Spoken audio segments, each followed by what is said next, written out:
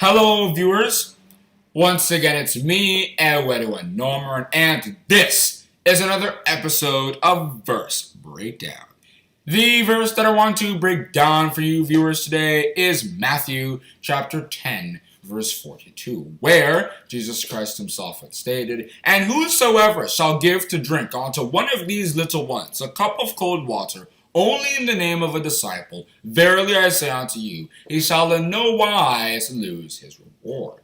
This was done physically. For example, in Acts chapter 16, in verses 14 and 15, we see that Lydia constrained them or allowed Paul and the other person to stay in her house because she loved the message. God opened her heart so that she could receive it, be excited to receive it, and then that was her cup of cold water, keeping them and feeding them, etc. If we also read John chapter 19 from verses 38 to 40, Joseph of Arimathea had a tomb that pretty much he planned to already bury himself in, but because he loved the words and preachings of Jesus Christ, when it was time for him to die, he gave the tomb for Jesus Christ to be buried in instead of him being buried in it himself. That is the cup of cold water. If you also read 1 Kings chapter 18 from verses 2 to 4, Obadiah hid 100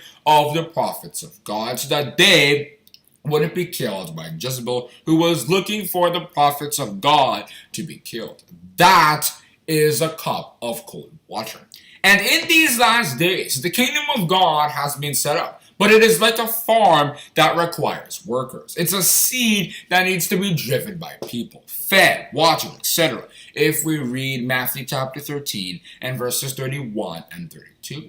When we raise our families to come and know about it, if we read Deuteronomy chapter 4 and verses 9 and 10, chapter 6 verse 7, which we have a whole separate verse breakdown on, and many other places all over the Bible, and we teach them that the kingdom of God has been set up in these last days, and we raise our families to come and experience the kingdom of God. We tend our marriages to come and live by its principles. That is letting the kingdom of God thrive in our families, and we are establishing a stand or a place where the kingdom of God can thrive. Into the kingdom purpose, that is our cup of cold water. And as Jesus Christ promised us, we shall in no wise lose our reward. The promise and the rewards were talked about in Jeremiah chapter 17 and verses 7 and 8. Blessed is the man that trusteth in the Lord, and whose hope the Lord is. He shall be as a tree planted by the waters, and that spreadeth out her roots by the river,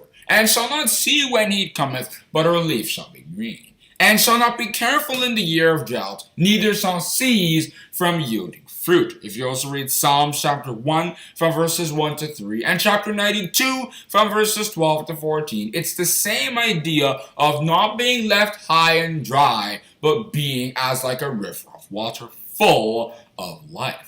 Verses 5 and 6 of Jeremiah chapter 17 talk about the exact opposite. Somebody who trusts in the world.